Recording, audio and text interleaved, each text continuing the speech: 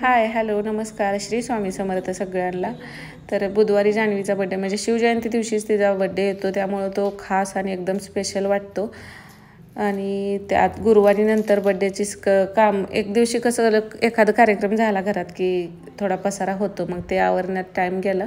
आणि आदल्या दिवशी जरा धावपळ झाल्यामुळे दुसऱ्या दिवशी थोडा कंटाळा येतो, त्यामुळं आणि त्या दिवशी आम्ही परत छावा पिक्चर बघितला. तर खरंच असं पिक्चर मुलांना सुद्धा आवर्जून दाखवलं पाहिजेत. आपला इतिहास त्यांना सुद्धा पूर्ण कळायला पाहिजे. आता वाचनामध्ये येतो तेवढा, पण वाचून जेवढं लक्षात राहत नाही तेवढं बघितल्यानंतर जास्त लक्षात राहतं. त्यांना पण ते आवड निर्माण होते की पुढं काय झालं, आणि असा इतिहास मुलांना सुद्धा तो चांगला माहिती पाहिजे. आणि खरंच असं पिक्चर बनलं पाहिजे जेणेकरून त्यातनं काहीतरी मुलांसाठी किंवा सगळ्यांसाठी ते शिकता येईल किंवा घेता येईल. तर महाराजांचं बलिदान आपल्याला ते समोर बघणं शक्य होत नाही, आणि त्या वेदना त्यांनी कशा सहन केल्या असतील असा विचार करून म्हणजे तो बघितल्यानंतर ना ते डोक्यातून जातच नाही नंतर. तर बड्डेला नाही जान्हवीला मामानं गिफ्ट आणलं होतं, सिल्वरचं ब्रासलेट. ह्याला ना असं पाठीमागं हे आपलं फुक असण्यापेक्षा ना मनी आहे, घालायला पण बरं पडते. डिझाईन पण छान होती. तुम्ही जर ड्रेस घालत असाल तर हे ड्रेसवर छान वाटतं, साडीवर काही बरोबर वाटत नाही.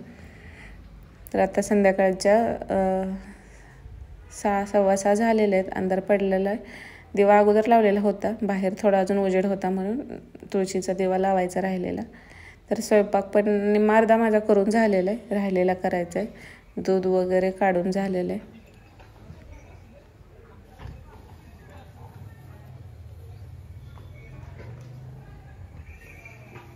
तर ह्या वेळेला असं छान असं शांत वातावरण असतं. तर हे डेकोरेशनचं स्टँड त्याने अजून नेलं नाही. फुगं होतं ते काही उन्हानं फुटलं, काही मुलांनी नेलं खेळायला. आणि त्यांचं दुसरं साहित्य होतं ते एकदा येऊन घेऊन गेलेत. स्टँड न्यायला येतो म्हटलेलं, पण ते काय अजून आलेच नाहीत.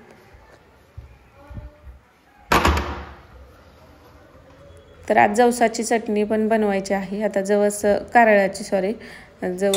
अगोदर जवसाची केलेली होती ती संपलेली. आता कारळ्याची आता आणून पण बरेच दिवस झालं, पण मिरच्या नव्हत्या त्यामुळे ते करायचं राहिलेलं. तर इथं आज मच्छी आणलेलं होतं, तर सुरमई मिळालेली होती. कारण आटपाडीत असं सुरमई पापलेट वगैरे आधी येत नव्हतं, तर हे आता बाहेरून येतात.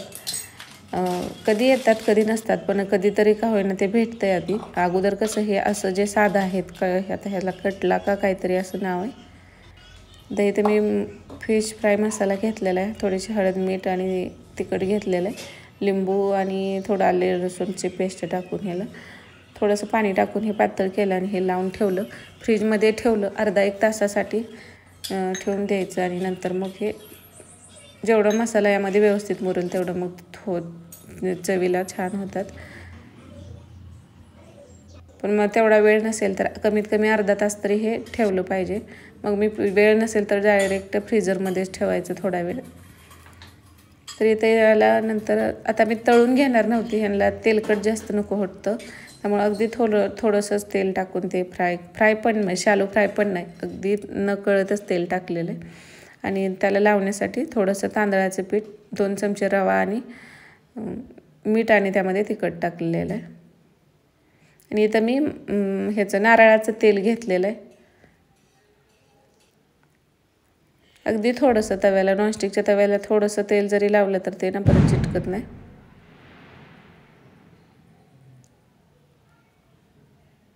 तर हे भाजेपर्यंत दुसरं जे आहे ते तसंच मी ठेवलेलं आहे फ्रीजमध्येच. हे करून झालं की म्हटलं मग ते काढून करावं. तळल्यानंतर अगदी क्रिस्पी होतात, पण त्याला असं पण होतात, पण तेलकट नको होतं. तसं तळलं की कसं थोडं तेल जातंच नाही म्हणलं तरी.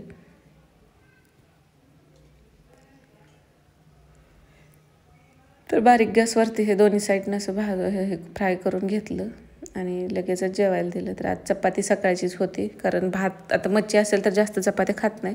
ओमला आणि दोघांना दिलं, दोघांनी एक एक चपाती खाल्ली. जान्हवी काय हे खात नाही. तर राहिलेलं होतं ते पण नंतर मी भाजून घेतलं. आता भात होतं, आता मच्छीबरोबर कसं त्यातच पोट भरतं, त्यामुळे जास्त चपाती भात असं जास्त लागत नाही. थोडासा भात आणि एखादी चपाती असलं तरी बास होतं.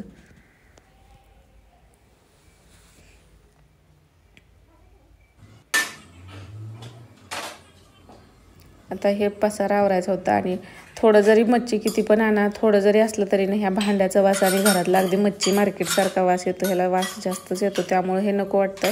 पण चिकन खाण्यापेक्षा हे बरं आहे. आता चिकनमुळे पण कोणता तरी त्यातून व्हायरस आलेला आहे असं मी ऐकलं होतं.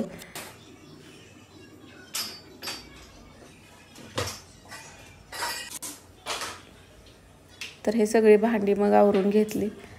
आणि रसगुल्ला असलं की त्यातला पाक बराच शिल्लक राहतो, तर त्या पाकाचं तुम्ही काय करता हे कमेंटमध्ये नक्कीच सांगा, जर त्याचा तुम्ही दुसरा काही यूज करत असाल तर. कारण त्याच्यासोबत भरपूर पाक असतो आणि तो असा पाक कोण जास्त एवढा खात नाही, गोड जास्त ते असते त्यामुळं, तर तो तसाच शिल्लक राहतो. तर गुलाबजामुन बनवताना त्यामध्ये टाकावा असा मी विचार केला होता, पण त्याची टेस्ट कशी लागते असं नंतर मग नाही टाकलं कधी मी, पण आता एकदा टाकून बघावं असं विचार करते. तरी पण आता किचनवर आता नंतर संध्याकाळी सगळं आवरतोच, तरीसुद्धा तिथल्या तिथं लगेच पुसून घेतलं की जास्त पसारा होत नाही आणि आपल्यालासुद्धा काम करायला बरं वाटतं. मग तर इथं आता जवसाची चटणी बनवायची, काय ती कारळ्याची. आता कारळ आणून पण बरेच दिवस झालं. जवस आणि कारळ मी बरोबरच आणलेलं. अगोदर जवसाची केली, मिरच्या थोड्याच होत्या आणि मिरची संपलेली, त्यामुळं ही करायची राहिलेली होती चटणी. आता उन्हाळ्यात कसं भाज्या जास्त नको वाटतात, अशा चटण्या वगैरे असलं की बरं वाटतं. आणि जवस असेल, तीळ असेल, कारळ असेल, असं आपल्या खाण्यात राहिलं तर ना आपल्या केसांसाठी सुद्धा हे चांगलं आहे. आणि हे चटणीच्या रूपात घेतलं तर ना रोज मग आपल्या ते खाण्यात येतं. असं आपल्याला लाडू वगैरे बनवले जातात ह्याचं, पण ते काय सारखं कोण बनवत नाही, पण चटण्या आपण रेग्युलर खाऊ शकतो. तर हे थोडंसं चाळून घेतलं, बारीक खड वगैरे कचरा असेल तर तो खाली पडून जातो.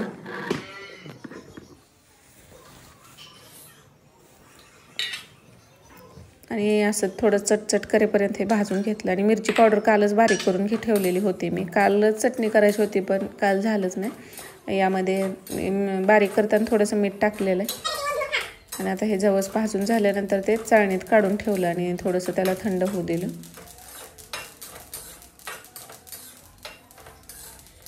आता इतर चटण्या आपण केलेल्या थोड्या लाल दिसतात, पण ही चटणी कशी काळीच दिसते. आता हे काळं असल्यामुळं.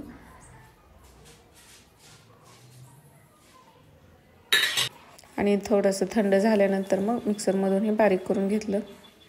मोठ्या भांड्यामध्येच केलं. अगोदर कारळ आहे ते बारीक करून घेतलं आणि नंतर यामध्ये मिरची पावडर टाकून परत एकदा ते मिक्स करून घेतलं.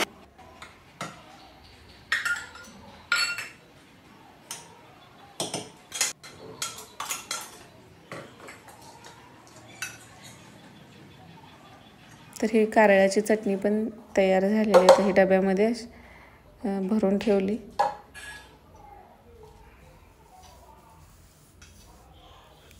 तर आता मला दुसरी एक कुठली तरी भाजी करायची आहे आणि चपात्या करायच्या आहेत. श्रीखंड आणलेलं होतं त्या दिवशीचं, शिल्लक राहिलं होतं.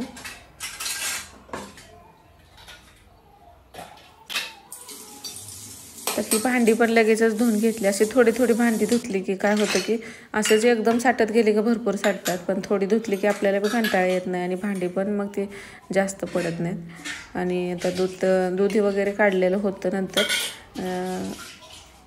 ही साय काढून ठेवली, तूप करायचं असतं त्या पातेल्यात. आणि उद्या शनिवार आहे, तसं पण आता उन्हाळा चालू झाला आहे त्यामुळे दही रोजच असतं आणि शनिवारी यांचा उपवास असतो, तर दही लावून आत्ताच टाकावं म्हटलं. आता आज सकाळी दही सगळंच संपलेलं होतं, त्यामुळे विरजन दह्याचं नव्हतं, तर ताक होतं त्याचंच टाकलं मी. ताकाने सुद्धा लागतं दही, अगदी घट्ट लागतं. असं काही नाही की ताक पातळ असतं त्यामुळे दही पातळ होतं, दहीसुद्धा घट्ट होतं आहे ना.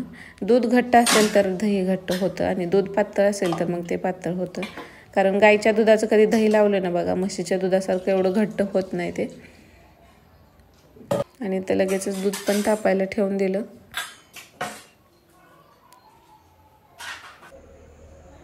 तर असा होता आजचा व्हिडिओ. तर असे व्हिडिओ तुम्हाला बघायला आवडत असतील तर लाईक करा, चॅनलला सबस्क्राईब करायला विसरू नका. आता थोडंच त्याला अभ्यासाला बसवलं. आता ओमचं काय घ्यायला लागत नाही, त्याचे ते करतो सगळं, पण जान्हवीचं थोडंफार तिला लक्ष द्यायला लागतं. काय करते का नाही हे तर बघायला लागतं, नाही तर ती नुसता टाईमपास तर करत. बघा ती उठून आलेलीच होती, अभ्यासाला बसवलं तरी. श्री स्वामी समर्थ सगळं.